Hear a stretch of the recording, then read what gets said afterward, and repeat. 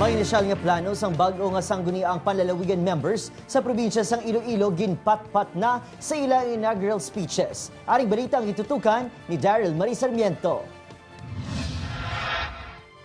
Sa first regular session sang 13th sangguniang panlalawigan sa probinsya sang Iloilo, ginpat-pat sa mga bagong miyembro sang SP ang pila sa inisyal nga plano sa probinsya.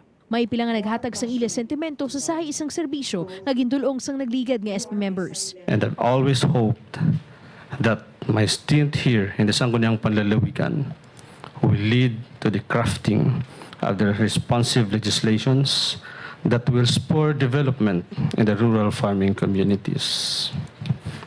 I reviewed and self-evaluated my performance.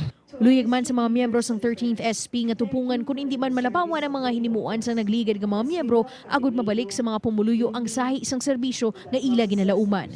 Because the fresh mandate of the people affirms their appreciation of our past performances. I am also full of hope that the 13th Sanggunian will be better, if not at par with its predecessor. Sa labing unang nga tion nga pagpungko bilang board member ni Carol Espinosa Diaz, nagpahayag ini nga tutukan ang marginalized sectors ng probinsya agud patas nga mahatag ang serbisyo. They are the senior citizens, PWD, and we're also trying to include in it LGBT, and to all the other groups who feel discriminated, who feel marginalized. Naghatag man sang iya nga mensahe ang BC Gobernador kagin plastar ang iya luyag nga matabo para sa probinsya.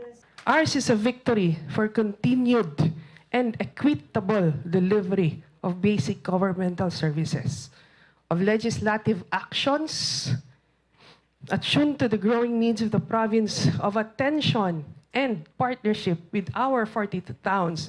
Upod kay Romel Porquia, Daryl Marie Sarmiento, One Western Visayas.